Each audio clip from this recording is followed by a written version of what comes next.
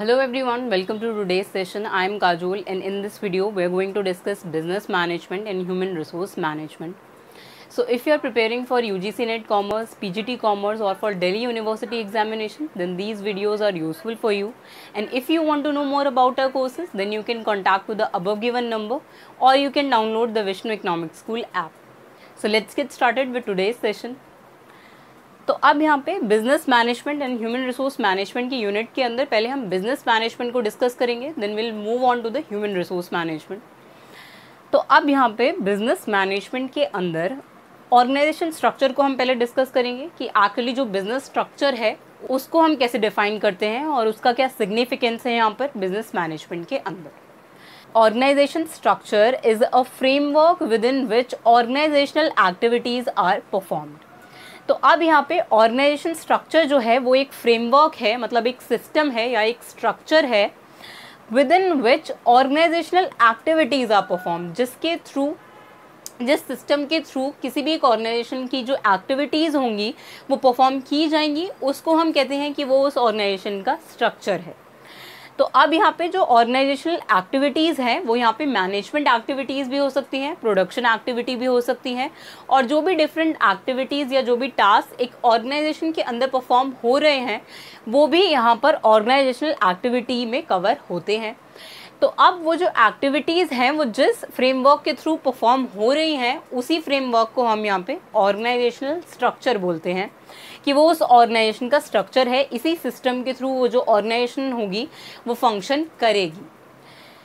तो अब ये तो थी डेफिनेशन यहाँ पे ऑर्गेनाइजेशनल स्ट्रक्चर की। अब हम देखते हैं कि क्या इंपॉर्टेंस होती है एक बिजनेस मैनेजमेंट के अंदर ऑर्गेनाइजेशनल स्ट्रक्चर की। तो अब हम क्यों यूज़ करते हैं ऑर्गेनाइजेशन स्ट्रक्चर को?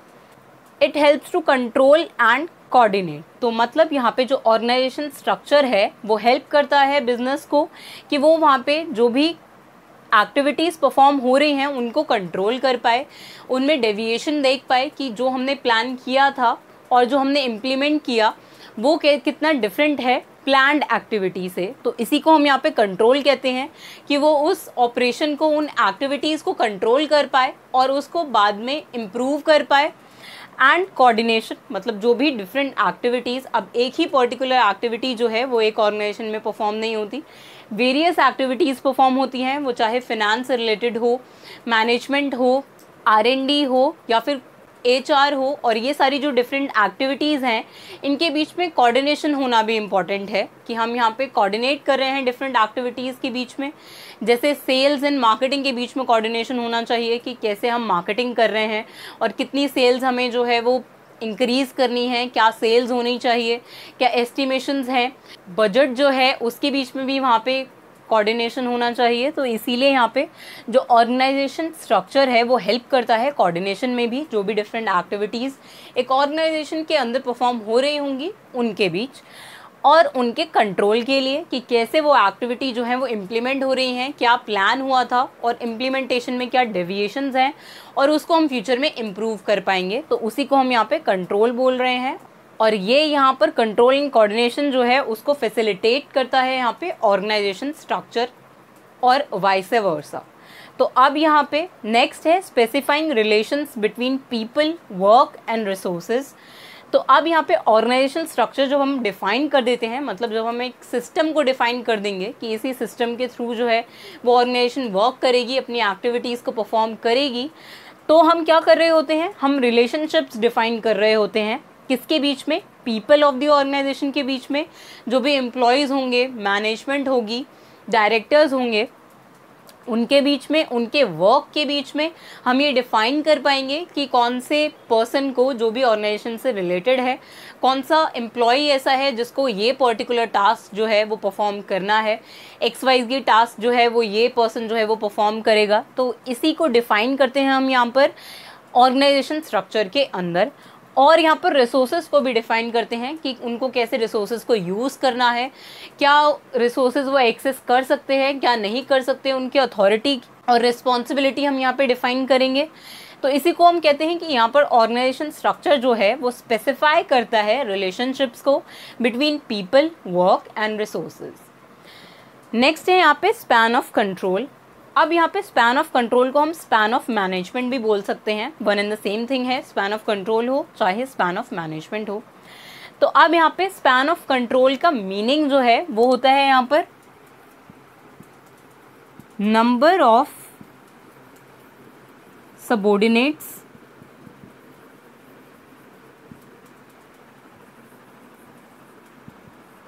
efficiently managed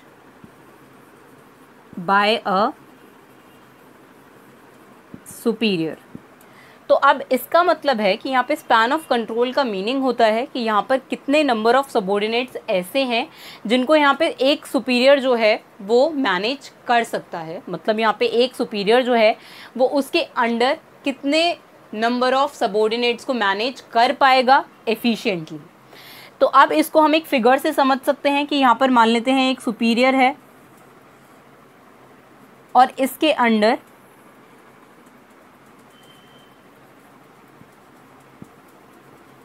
subordinate 1, 3 and 4।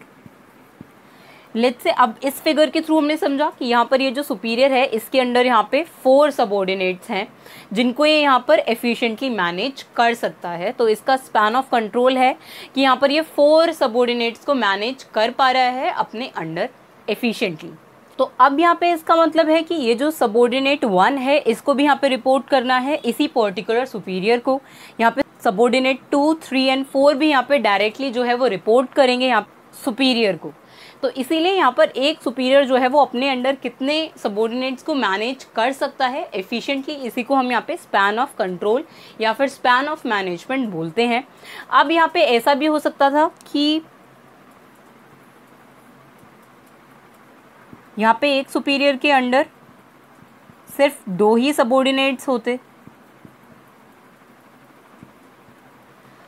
तो अब ये नैरो स्पैन ऑफ कंट्रोल है कि यहाँ पर एक सुपीरियर जो है वो यहाँ पे सिर्फ 2 ही सबऑर्डिनेट्स को एफिशिएंटली मैनेज कर पा रहा है और अब ये जो दोनों सबऑर्डिनेट्स होंगे इनको डायरेक्टली रिपोर्ट करना है एक ही पर्टिकुलर सुपीरियर को।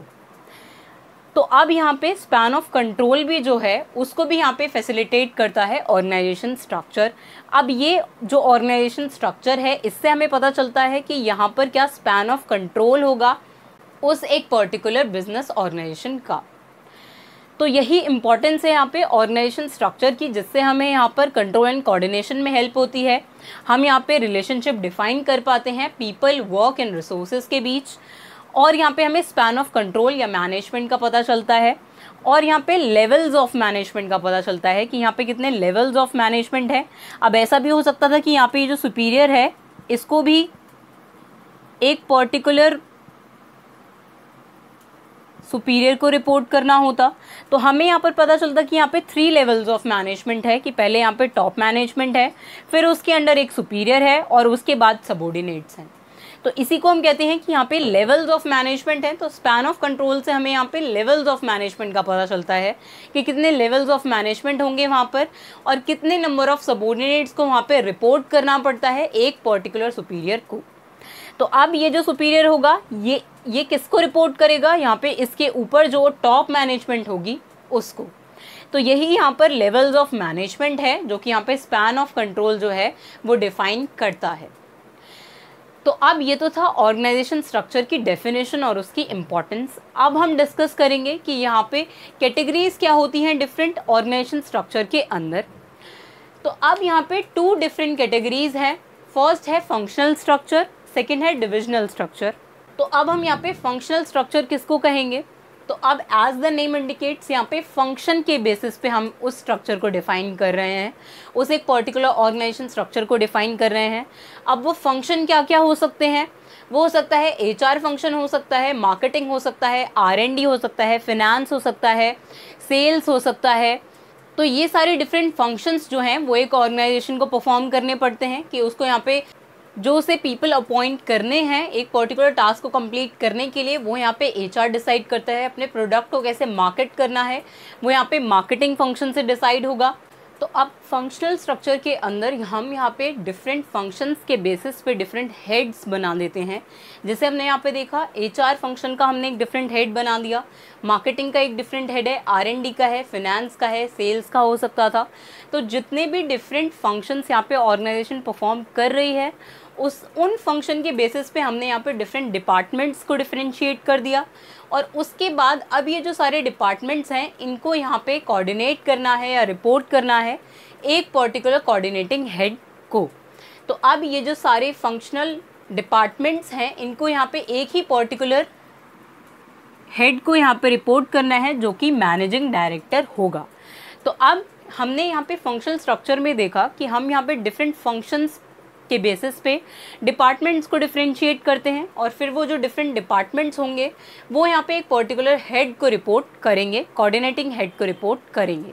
तो अब फंक्शनल स्ट्रक्चर में एक्चुअली यहाँ पे सिमिलर नेचर के जो जॉब्स हैं उनको हम ग्रुप कर देते हैं कि यहाँ पे फिनेंस से रिलेटेड वर्क जो है वो फिनेंस डिपार्टमेंट में ही होगा, R&D से रिलेटेड वर्क जो है वो R&D डिपार्टमेंट ही वहाँ पर परफॉर्म करेगा। ऐसे ही मार्केटिंग के लिए और HR के लिए भी कि यहाँ पे ये जो पर्टिकुलर फंक्शंस हैं वो यहाँ पे यही पर्टिकुलर डिपार्टमेंट जो है वो परफॉर्म करेगा। तो अब जो डिफरेंट फंक्शंस होते हैं, जो सिमिलर नेचर के जॉब्स हैं, उनको हमने एक पर्टिकुलर डिपार्टमेंट में ही ग्रुप कर दिया। तो अब HR डिपार्टमेंट में हमने ग्रुप कर दिया, यहाँ पे सिर्फ HR से रिलेटेड वर्क जो है वो हम परफॉर्म करेंगे। अब यहाँ पे जो मार्केटिंग से रिलेटेड एक्टिविटीज़ हैं उनको हमने यहाँ पे मार्केटिंग डिपार्टमेंट में क्लब कर दिया, ग्रुप कर दिया। ऐसे ही R&D के साथ भी और फिनेंस के साथ भी। तो इसी को हम यहाँ पे फंक्शनल स्ट्रक्चर बोलते हैं कि हम यहाँ पे सिमिलर नेचर के जॉब्स को एक पर्टिकुलर डिपार्टमेंट में ग्रुप कर देते हैं, सिमिलर नेचर ऑफ जॉब्स को।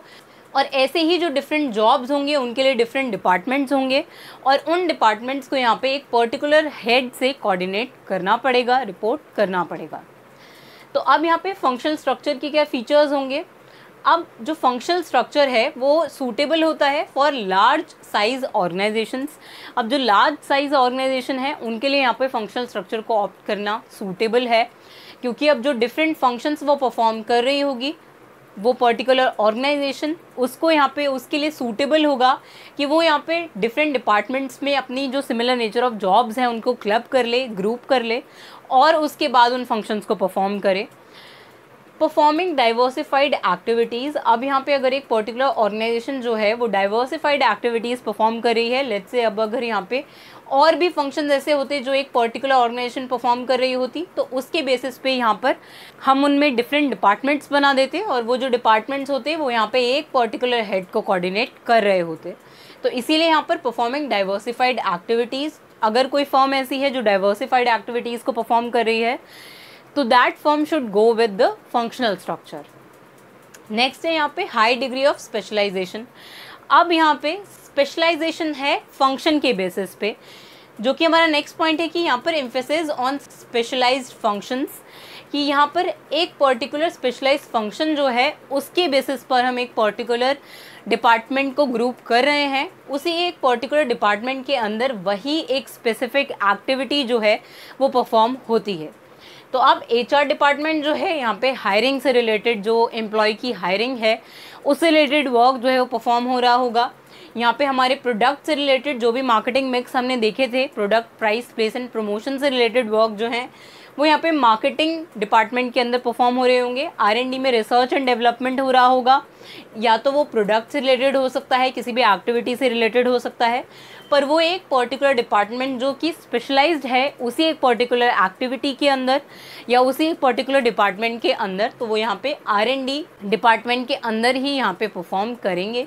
तो इसीलिए यहाँ पर स्पेशलाइज्ड फंक्शंस होते हैं जिसके बेसिस पर हम यहाँ पे डिपार्टमेंट्स को डिवाइड करते हैं। तो यहाँ पे हाई डिग्री ऑफ स्पेशलाइजेशन होता है किसी एक पर्टिकुलर एक्टिविटी या फंक्शन से रिलेटेड। अब यहाँ पे इसकी लिमिटेशन है इंटर डिपार्टमेंटल कॉन्फ्लिक्ट्स। अब यहाँ पे ऐसा भी हो सकता है कि यहाँ पे जो डिफरेंट डिपार्टमेंट्स हमने डिफाइन करे हैं उनके बीच में कॉन्फ्लिक्ट्स हो जाएं। ऐसा हो सकता है कि यहाँ पर मार्केटिंग और फिनेंस डिपार्टमेंट के बीच में यहाँ पे कॉन्फ्लिक्ट्स हो जाएं। जितने फिनेंस डिपार्टमेंट को इशू करने थे वो यहाँ पे मार्केटिंग डिपार्टमेंट तक नहीं पहुँच पा रहे हैं, या कम फिनेंस जो है वो मिल रहा है यहाँ पे मार्केटिंग डिपार्टमेंट को। तो ये यहाँ पर रीज़न होता है इंटर डिपार्टमेंटल कॉन्फ्लिक्ट्स का, कि यहाँ पे अगर हम फंक्शनल स्ट्रक्चर को फॉलो करते हैं, अगर कोई भी ऑर्गेनाइजेशन ऐसी है जो कि एक लार्ज ऑर्गेनाइजेशन है और वो डाइवर्सिफाइड एक्टिविटीज़ को परफॉर्म कर रही है और उसने फंक्शनल स्ट्रक्चर को ऑप्ट किया है जिसमें वो स्पेशलाइज्ड डिपार्टमेंट्स को या फंक्शंस को परफॉर्म कर रही है, तो उसमें ऐसा हो सकता है कि यहाँ पर इंटर डिपार्टमेंटल कोऑर्डिनेशन बनाने में उनको प्रॉब्लम हो सकती है और यहाँ पे कॉन्फ्लिक्ट्स अराइज हो सकते हैं टू डिफरेंट डिपार्टमेंट्स के बीच। तो अब यहाँ पे नेक्स्ट है डिविजनल स्ट्रक्चर। तो अब डिविजनल स्ट्रक्चर हम किसको कहते हैं कि हम यहाँ पर डिफरेंट डिविजन्स के बेसिस पे, डिफरेंट यूनिट्स के बेसिस पे हम यहाँ पे ऑर्गेनाइजेशन स्ट्रक्चर को डिफाइन कर रहे हैं। अब यहाँ पे डिवीजन का मतलब क्या हो सकता है कि मान लेते हैं यहाँ पर कोई भी प्रोडक्ट मिक्स है, तो आप प्रोडक्ट मिक्स हम प्रीवियस वीडियोस में डिस्कस कर चुके हैं। आई होप आप यहाँ पे इससे रिलेट कर पा रहे होंगे कि हम प्रोडक्ट मिक्स किसको कह रहे हैं, जिसमें प्रोडक्ट लाइंस भी आते हैं, प्रोडक्ट विड्थ आती है, प्रोडक्ट डेप्थ आती है। तो अब यहाँ पे प्रोडक्ट मिक्स के बेसिस पे हम यहाँ पे डिफरेंट डिविजन्स बना रहे हैं। तो अब यहाँ पे पहले हमने क्या किया कि जो भी डिफरेंट प्रोडक्ट लाइंस यहाँ पे कंपनी या ऑर्गेनाइजेशन जो है वो प्रोड्यूस कर रही है, उसके बेसिस पे हमने पहले डिवीजन किया, उसके बाद हम उनके अंदर यहाँ पे फंक्शंस डिफाइन कर रहे हैं। जैसे हमने यहाँ पे देखा कि अब मान लेते हैं कोई एक कंपनी है जो कि फुटवेयर भी प्रोड्यूस करती है, कॉस्मेटिक्स भी प्रोड्यूस करती है, स्पोर्ट्स वेयर भी प्रोड्यूस करती है। तो अब उसका जो प्रोडक्ट मिक्स है, डिफरेंट प्रोडक्ट्स को वो प्रोड्यूस कर रही है और उसी की बेसिस पे उसने पहले अपने डिविजन्स को या यूनिट्स को डिवाइड कर दिया और उसके बाद यहाँ पे वो कॉस्मेटिक से related HR, marketing, R&D and finance activities को परफॉर्म कर रही है। और इसके बाद वो यहाँ पे ऐसे ही फुटवेयर के साथ भी करेगी और ऐसा ही वो स्पोर्ट्स वेयर के साथ भी करेगी कि यहाँ पर वो फुटवेयर के लिए different HR, marketing, R&D and finance department है उसका। फिर कॉस्मेटिक्स के लिए जो कि एक डिफरेंट प्रोडक्ट लाइन है उसके लिए वो यहाँ पे different HR, marketing, R&D and finance departmental function जो है उसको परफॉर्म कर रही है। ऐसे ही यहाँ पर उसके डिफरेंट प्रोडक्ट लाइन के साथ हो सकता है और ऐसा भी हो सकता है कि यहाँ पर 3 और 4 या 5 प्रोडक्ट लाइंस भी हो सकती हैं किसी भी एक ऑर्गेनाइजेशन की, और उस 5 डिफरेंट प्रोडक्ट लाइंस जो हैं उनके अंदर यहाँ पे under those different product lines वो यहाँ पे डिफरेंट डिपार्टमेंटल फंक्शंस को परफॉर्म कर रही है, उनको डिफाइन कर रही है। तो इसी को हम कहते हैं कि ये डिविजनल स्ट्रक्चर है।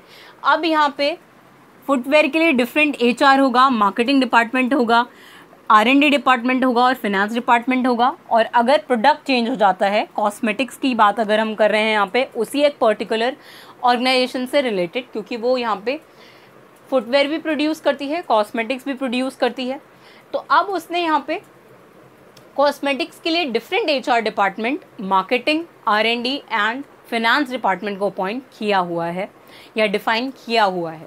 तो इसी को हम कहते हैं कि ये डिविजनल स्ट्रक्चर है। अब ये कौन सी फर्म्स जो हैं वो ऑप्ट कर पाएंगी, इसके क्या फीचर्स होंगे। तो अब डिविजनल स्ट्रक्चर जो है वो ऑर्गेनाइजेशंस जो हैं वो ऑप्ट कर सकती हैं जो डाइवर्सिफाइड प्रोडक्ट लाइंस हैं उनकी, मतलब उनकी ज़्यादा प्रोडक्ट लाइंस हैं।